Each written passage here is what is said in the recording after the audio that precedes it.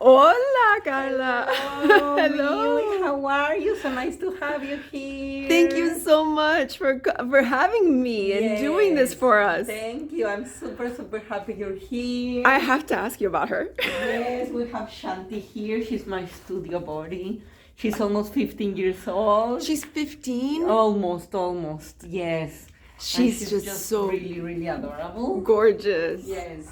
Hi.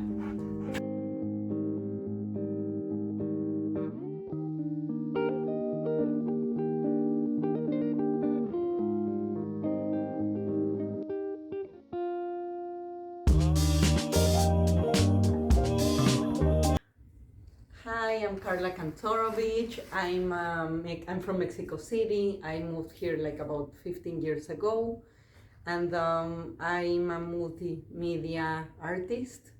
I'm into fiber art. Yeah.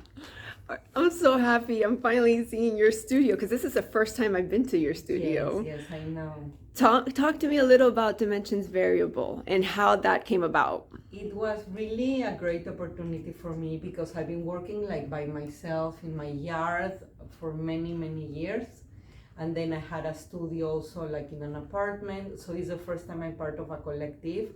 So Dani Tapia connected me with Leiden and Francis. They have been following my work and they well like my style of work. So they invited me here to work, and it has been really amazing to have a space in a collective. It has given me opportunities of like having more connections, more visibility, and I'm really happy to be here.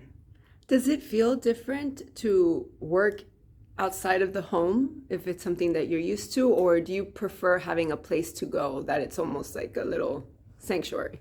Honestly, at the beginning was really hard because I'm really used to work from home. So I also have a space in a niche that I did for myself at home so I can work, because sometimes like some ideas or something that I need to do at home at night.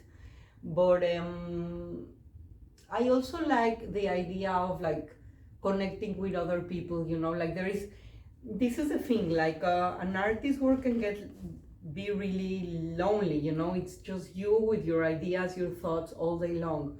So having the opportunity to go outside and to connect to other people and to talk to other people has been really enriching for me. Yeah. So you recently had an exhibition entitled Because You Lived. It's a very personal show. It's Yes. about your grandmother. Yes. And I believe it was curated by Colette Mello for Yes. the FIU Miami Beach Urban Studios. Yes. Can you tell us a little bit about the exhibition? So that was really challenging for me and really a little bit out of my comfort zone at the beginning, because it's a very personal topic that I really didn't want to get into. It was a very painful topic. And in general, my work is about like healing and transformation. And I do feel like art has to be a space that allows to connect to something deeper, like there is so much chaos already in this world that I feel like for me art has to be like a sacred space, like something that allows like to breathe or to connect to a possibility of something else, of something more. And Colette invited me many times to do an exhibition about the Holocaust, and because my grandmother's story, and I didn't want to use art to bring more pain into this world. That was my hindrance, right? And but then I understood, I'm Jewish, so after October 7th and what happened, and it was like really painful. She reached out literally 2 weeks after in October, and she said, I think it was for the third time they want to do a show, and I'm like, you know what, yes, like I knew it was time for me to enter that. And throughout the process, I really understood that to really heal, you need to go to the root, you need to enter the pain, and it's only through the pain that you can really heal. You cannot just, it's not like rosy, the world is not like a rosy place, and there are many struggles, so you need to go through the struggles, and until then you can really heal and make sense. So it was like quite a journey. I went back to Mexico, to her home. She doesn't live anymore, but her house is still there, so I collect lots of stuff and that I incorporated to the work. It was And, fascinating. She has 63 descendants. Is that true? from one life that was saved, we're 63 descendants. My God, that's Yes. incredible. So it was all like, anyway, I did try to make it about like, how can we transform the pain? Like, although I wanted to like recognize, I wanted to, for it to be a tribute that yes, that did happen, you know, and it was really painful. She was never even able to speak about it, you know. It was very unspoken. I based everything in 4 photographs that she had, and she was just not able to speak about it. She was the oldest from 4 in Poland, and 1936, where all the anti-Semitism arose before the Second World War. And she was sent, only her, just because she was the eldest, when she was 15 years old, she was sent to Mexico with the promise that everybody was gonna follow.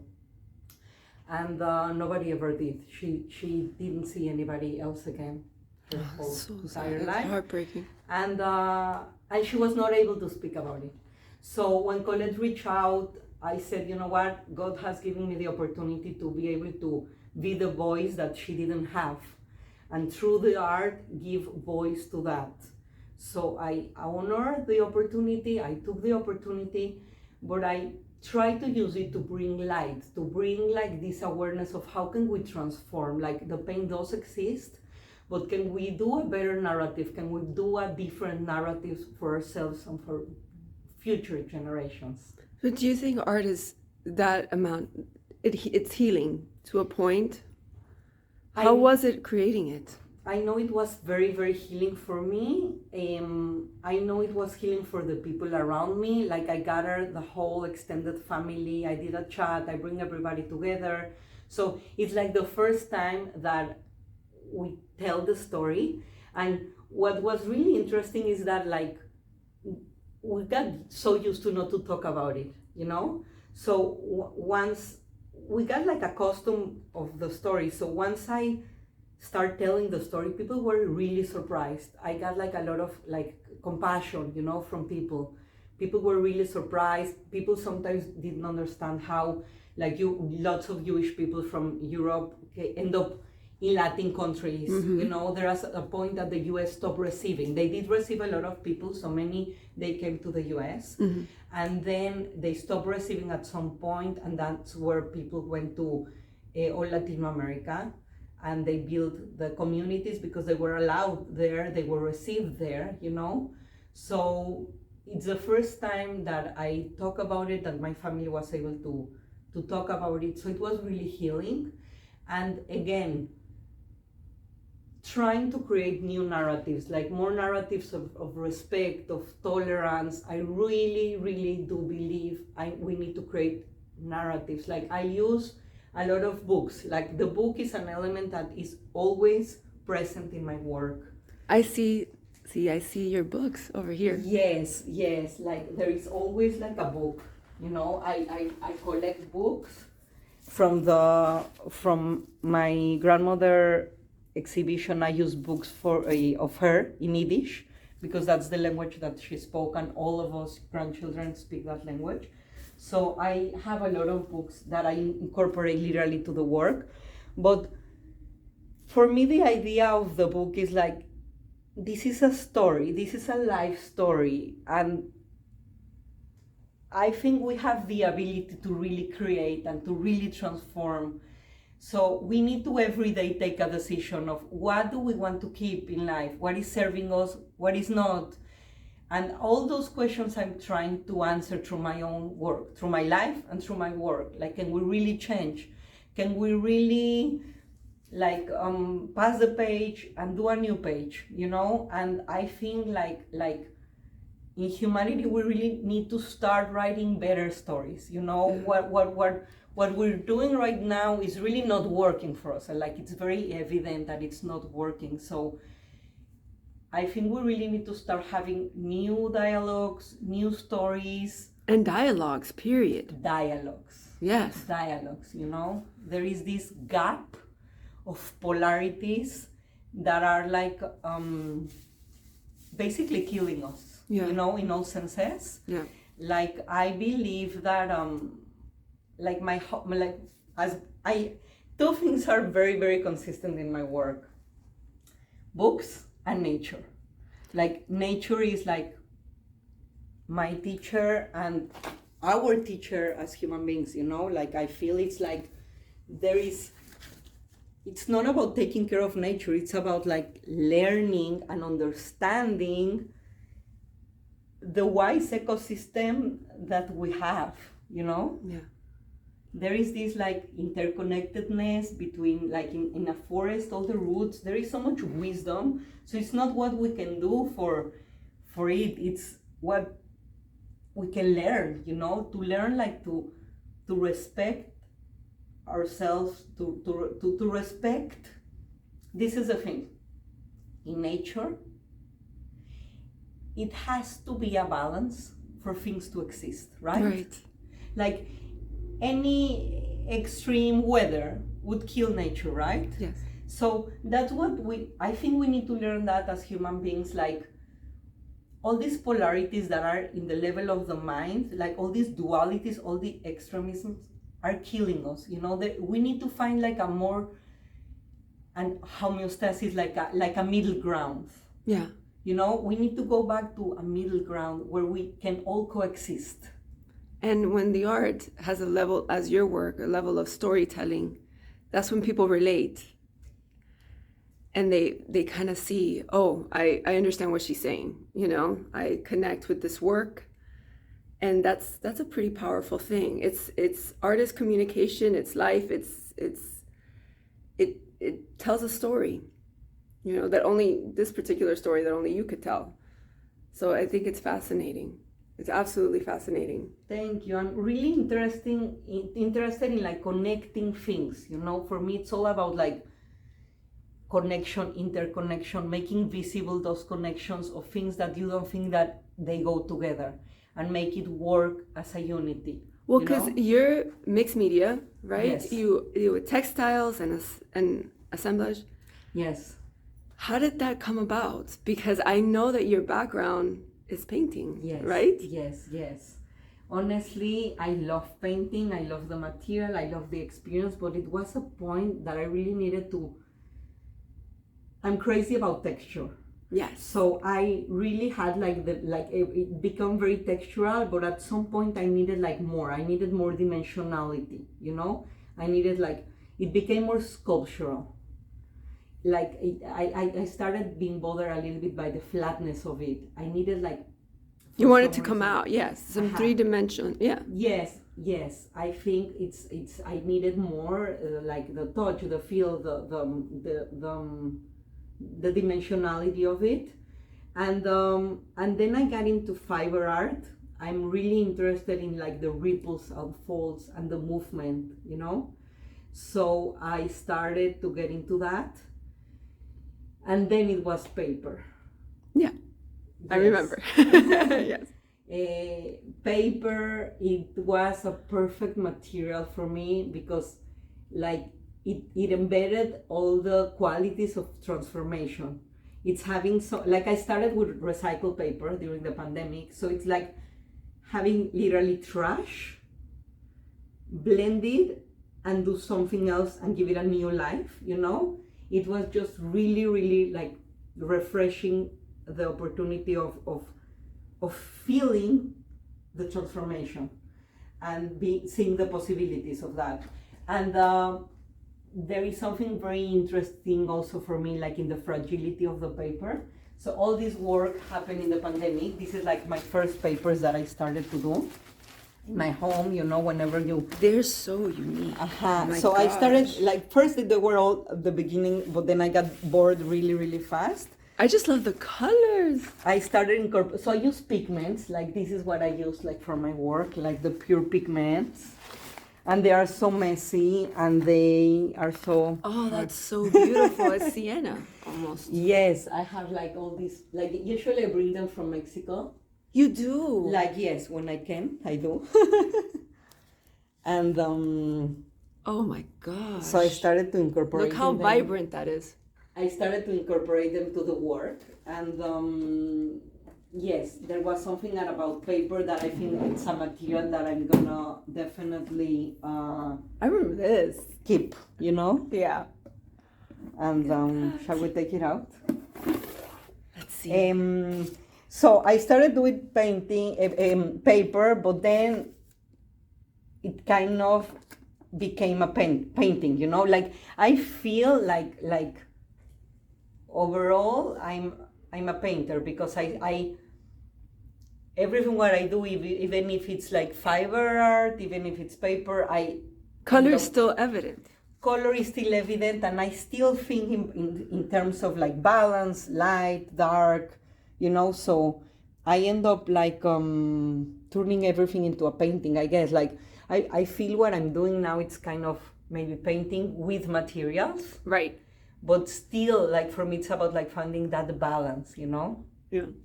And this pigment is phenomenal.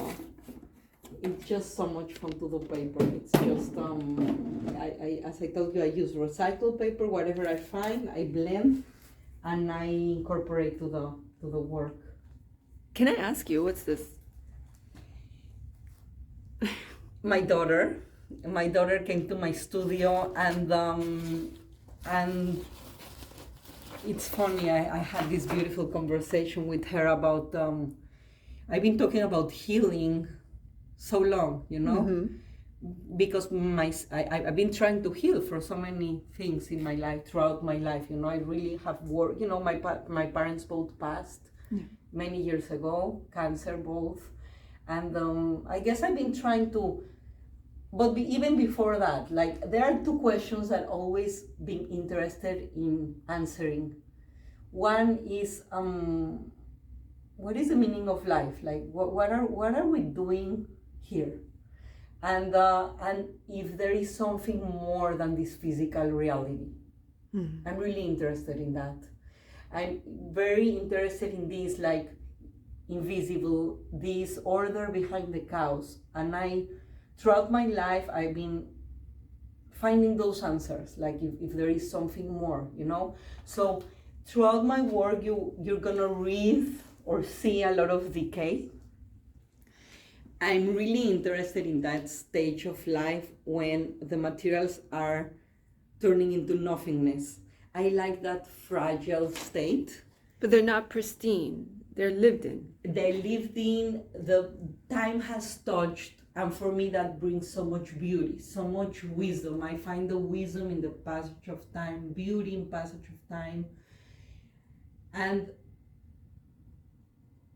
I find so much value in that. And I think as a society, we're really not valuing that. Like and the elderly, it's a population that it's completely disregarded, you know, and I feel it talks a lot about like how the values need to change in this society. No, we don't. And, We don't value.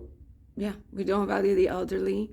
You We know, don't give them proper everything is care. about new, and there is so much wisdom and experience and value in And when knowledge. it's not new, you Yeah. know. So I teach, and I have taught children before, but I teach elders, and it has been amazingly fulfilling for me to do that. Like there are in so much need of like attention, appreciation, just to be listened to, you know, Yeah. just to have an opportunity for them to feel appreciated, for them to be seen, to be heard, and to feel that they are productive, you know. So I think that speaks a lot about how things need to be adjusted, let's say, so to speak. And again, in this passage of time and these objects when they are becoming into nothing, like I find so much beauty in this. Like if it would be new and perfect, it wouldn't have the value that I see here. But also because it suggests to me that there is something more than the physical. Like, I'm interested in this gap. When this ends, when this material world ends, is there something else? Like, I'm really interested in that gap of that something else, which I think that sustains my practice. Like, I really do believe in, like, I always use the word inspiration a lot. I love that word because what really means is like being in spirit, connected to spirit. So that gap where there is like something else, that space of something else that is not visible, how can we make it visible? But, and it's funny that you say that, because what takes presence is only things that are shiny and new. And I think what has character sometimes is rust. Let's say in a car, the rust means it's lived, it has character, it tells a story, it has a story. Yeah. That's what I love that. I love that story of history in the actual material that you use. Exactly. So yes, I'm very I'm very interested in the materials. Like, the materials dictate my work. Like, they dictate the directions. It's about it's all about the materials. So the idea comes after. The material comes first. Yes, like I feel I just respond to the materials and somehow bring them together, like somehow they connect in my eyes, even if they're from completely different sources, even if it's a piece of trash I just found yesterday with a piece of raw leather that I had from before, and the way they came about together makes me feel that there is an order behind the chaos. That's how this work of assemblage came together. Mm-hmm. Very, very, very interesting for me, and it was really magical. So, as I told you, I was like a painter as formation, like for many, many years in Mexico. I painted for many, many years. So this is like, I took out everything out of the canvases. Like, literally I ripped, I saved a few, but almost everything I ripped out of the canvases. So this was me, maybe 20 years ago? 20? Yes. No. This is as old as 20 years. And oh my gosh. It's very textural, but what was a shock for me is finding a piece of bark, because bark, I'm very, very attracted to bark, finding a piece of bark and all of a sudden put it together to my work of 20 years before and connect it and see that I was emulating and painting the bark all along. So I started doing these associations where I connected like my old work to the new materials I was finding. So finding those connections was really, really magical. Let me show you a work where I can explain you more about how that came about. Like, let's say this is, mira.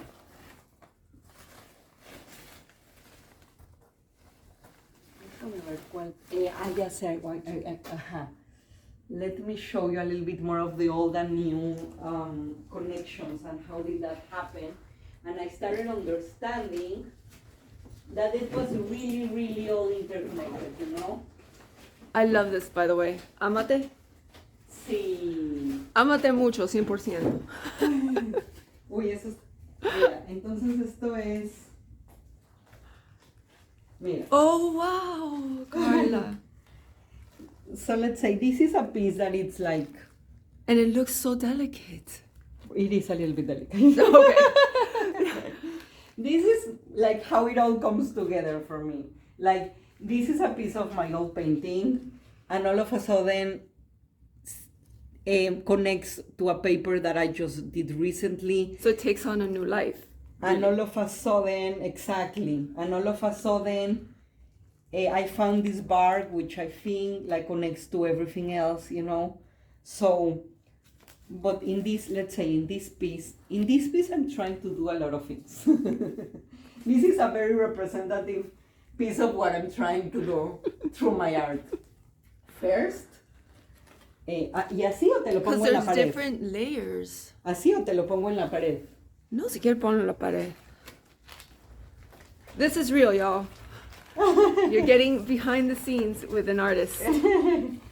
Okay, so this is very representative of what I'm trying to do through my art. Like, really, it's about like making sense for me. So this is a piece of, I don't know how many years old, and then it connects with a paper I just did, the bark, the cloth. So instead of, I do brushes for some specific thing, but in general I like to paint with cloth. Yeah. I use the cloth in itself to paint. To paint with, and that becomes the brush. And that becomes a brush, and then I end up incorporating it to the work. So you grab at a time. You don't think about where it's going. It just moves, and then how do you determine when you're done? It just moves, and it has its own rhythm. I only literally like just follow, I You just follow the follow. lead of the- Like, it's very, very like visceral, very intuitive, and I just follow, and then I stop. Like, I've learned to stop. Like, I like to do like many things at the same time. Like, I'm always working in many things at the same time. Do you want me to hang it so you can No, it's fine. I like to work in many things at the same time because I have learned to stop. There is a point that you need to stop. So you like to work with multiple projects? Multiple projects at the same time. At the same time? Yes, because I have the urge to continue working, and I've experienced that I overdid it. Like, sometimes there is a space that I find a certain balance, and I've learned to listen to that and to stop, Yeah. And I can only achieve that if I have another thing to go to, because if not, I have the urge to continue, and then I can overdo it. So it gives you a break, like a breathing room to step back, do something else, and then come back to the project. So I like now I'm working literally 4 things at the same time. All right, you got to take me through your studio, because I have to say, I am completely fascinated with your tools, like with your materials. And let me just explain something about how this piece is so representational of what I'm trying to do. I'm trying to understand matter, and how we can really like transform, and if it can really get like density to a more ephemeral state. Yeah. So how here it's more material, and I'm trying to make it lighter, So this layering of very thin fabric is an attempt of like, And it just in changes a way, form. like melting the material, melting, like I'm questioning materiality. That's what I'm trying to do. Mm-hmm. And how ephemeral, how lighter can we become? Yeah. That makes sense. Yeah. Me gusta este trabajo. The combination is Sí, y me beautiful. gustó And it con makes esto, total fíjate. sense to me, because you have elements of paper, elements of nature, and elements of fabric. Sí, este es muy yo. Maybe it can be my autobiography. I love this piece. It's very emblematic of everything that I cannot let go. Like the bark, the leaves, the paper. Yeah. Yeah. I see it. Beautiful. So I love your colors. Yes. I was telling you that I was looking at your table of goodies. Yes. You gotta tell me, like, what starts first? Like, what's your ritual when you go into the space? You have to have everything organized. Do you look at everything and then determine what you need?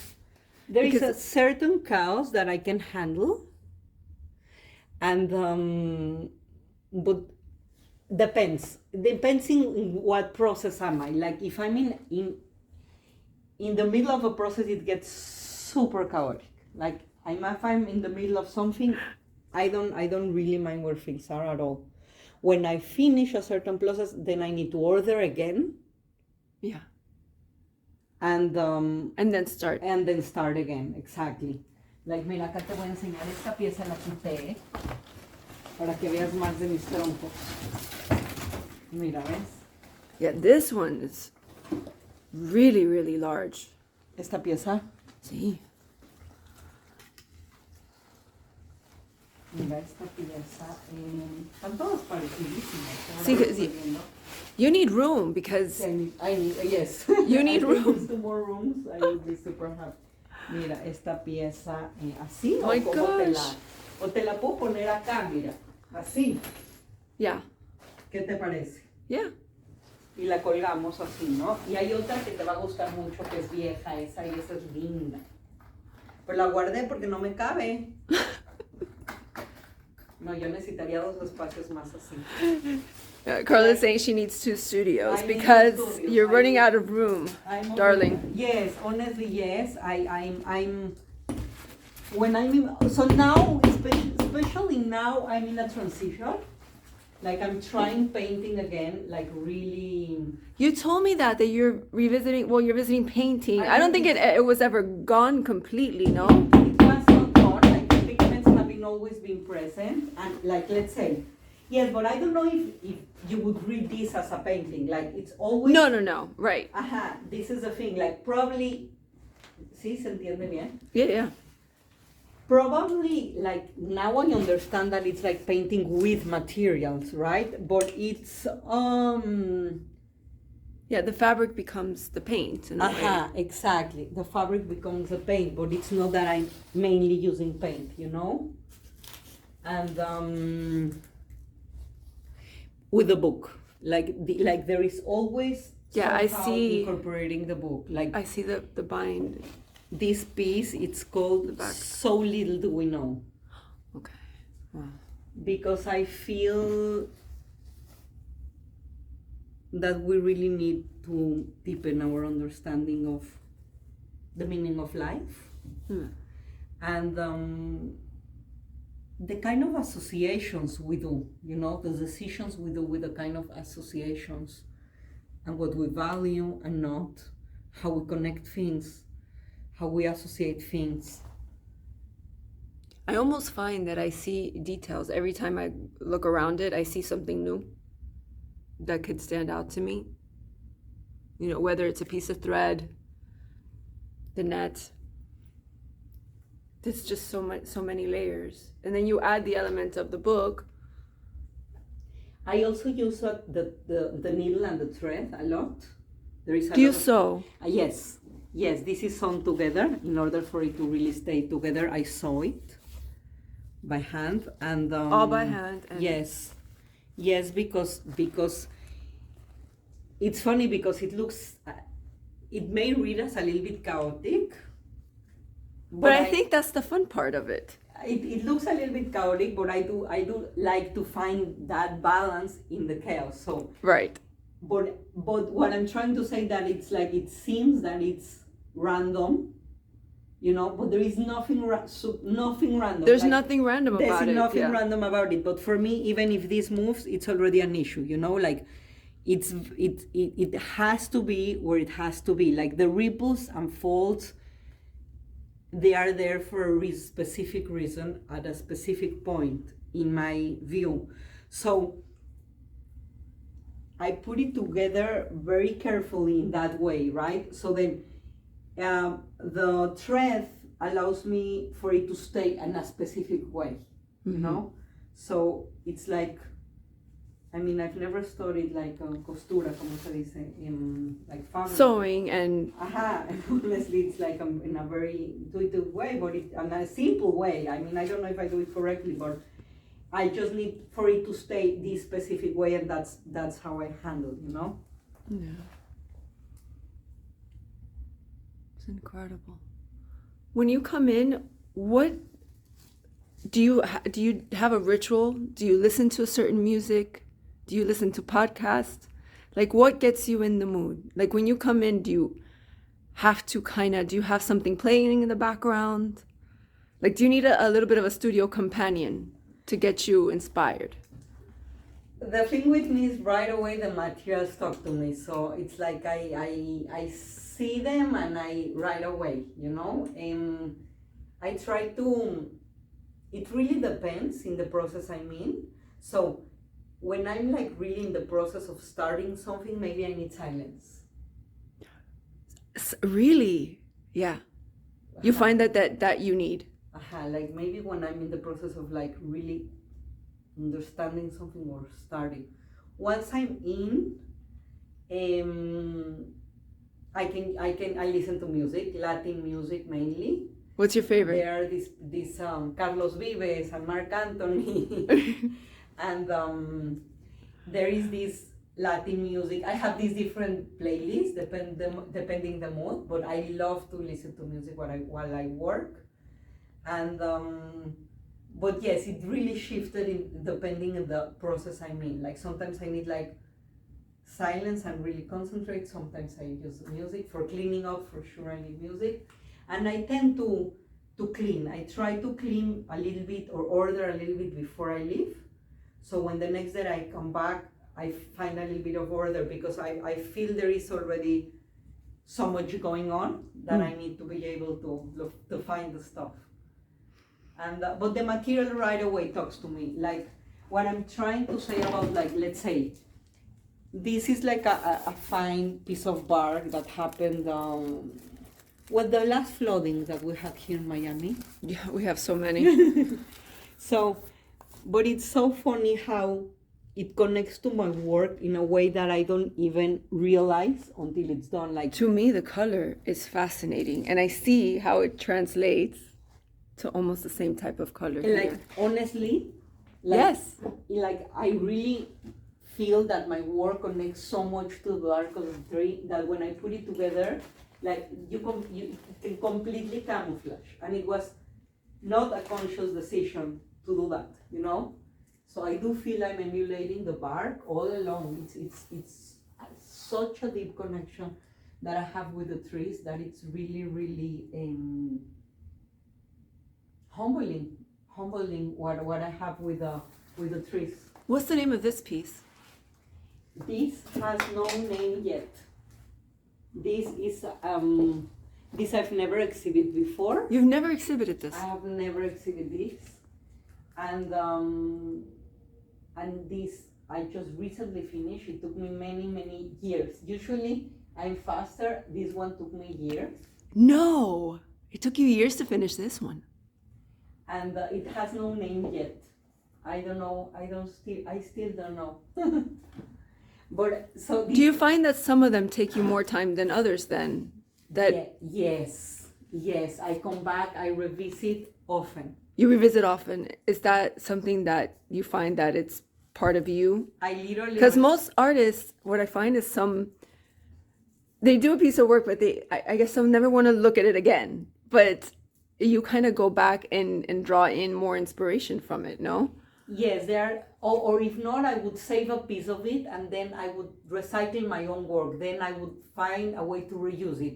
Like my paintings, I have these pieces of my old paintings that I've been incorporating to the work, and then they are part of a new piece. You know what I mean? Mira, como all these are pieces of my old paintings. That you've totally cut up. Totally cut up, and then they became books. So this is all a series of books that I did. This used to be my painting, and then I turned them into books. All these are books now, but they used to be Gosh. this is part of the painting that you saw there. Yeah, I see it now. So yes, I end up like incorporating again to the work somehow. It's gonna be part of like this was a piece of my old painting, and then now it's into a paper. So you're not very precious about the old pieces then. You're willing to destroy them and build something new. Yes, absolutely. Absolutely. Like there are some pieces I'm attached to. They are some. Yes, there are some. But mostly I do recycle a lot. These are recycled. Yes, this piece I really, really like. For example. Uy, mira. This is another piece of that's very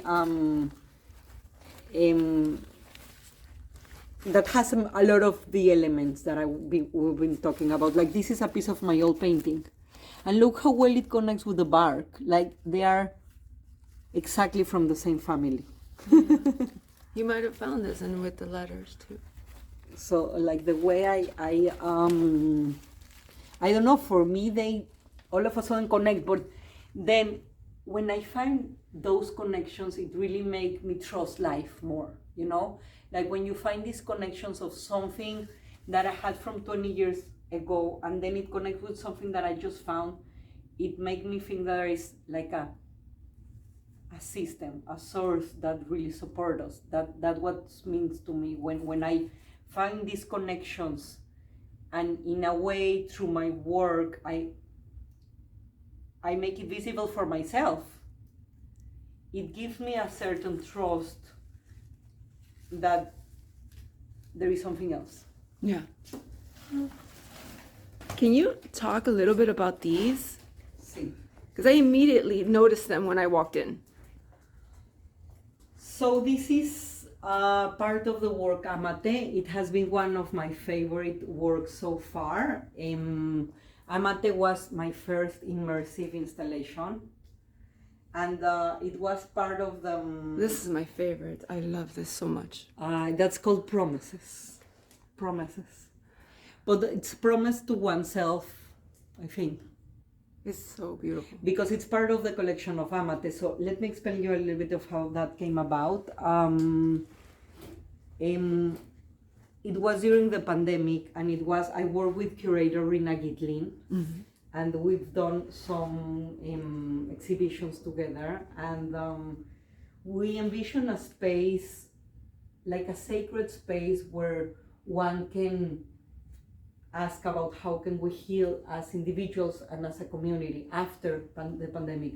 So we applied for Woolite and we got the grant. Yes, I remember. Yes. Congratulations. Yes. So thanks to that grant, we were able to make this exhibition happen. So the whole process, how it happened, was really magical, because it was, even the title was not there. The title first was gonna be Reflections on Healing, and then I started doing paper in the pandemic. And then somebody suggested me, you know what, the paper that you're doing looks like Amate paper, which is the Mexican paper, in Mexico there is this handmade paper. Let me show you. But se llama Amate. That's the name of it. Amate is the paper, the original. That is so Yes. funny. But I did do it like very unconsciously. It's not that, oh my God, I'm gonna do the paper from, like it came after. Like for me, it's not conceptual. It's always starts with the work, and then I understand. First the work, then I understand. So then I end up understanding that yes, I was doing something similar than Amate. Then I went to Mexico to a workshop to learn about Amate paper in San Pablito. I have a documentary about that. And let me show you a little bit of those things. I think you're gonna really enjoy seeing it. Let me see where I have that. And throughout the process of going there to learn about the Amate paper, we understood that if the work is about healing, Amate in Spanish means love yourself. Love yourself. Yeah. So there is really no healing if you first don't love yourself and accept yourself, so that's the first step. So that's when we decided to change the name to the exhibition to Amate. So we recreated this tree made out of paper, recycled paper, and this canopy all made out of paper in the ceiling, that it was like it gave a sense of like protection, Mm-hmm. And again, is this feeling of understanding that there is something else, that even if it's not visible in this material world, it exists. Yeah. So that's the part I'm really aiming to maybe connect and to transmit. Where would they be able to see the documentary? There is a link in YouTube. I think in my webpage it's also there. I'm Yes. gonna link it in the description. Yes. That would be fun. That would be really nice. Yes. Yeah, I'll link Okay. it. Definitely. Perfect. That would be really nice, so you can understand a little bit more of what we did there. Yes. That's amazing. And there is so, like, in my work throughout my practice, you're gonna always see the book, you're gonna always see the tree, and then in the last exhibition about my grandmother, there was like this big branch. I just saw this, so I just wanted to show you. So these are the 63 leaves. Oh. And Wow. and this is made out of books out of my grandmother in Yiddish. Some letters actually of her. Oh my gosh. And so each of these represents like one life. And it was titled Because You Lived, because she did had a lot of guilt, like why her, you know, like there are many survivors that are able to talk about it, and because I live now I want to everybody know about it. And then she was the other kind, she was never being able to speak about it. And I think she had a lot of guilt throughout her life. So this is like a testament for her that because she lived, all these lives now are able to exist. Or to exist. Oh my gosh. I'm getting chilled. And then, because I do want to continue this conversation towards a more tolerant society, a more tolerant world, I end up opening to the people and doing some blank leaves.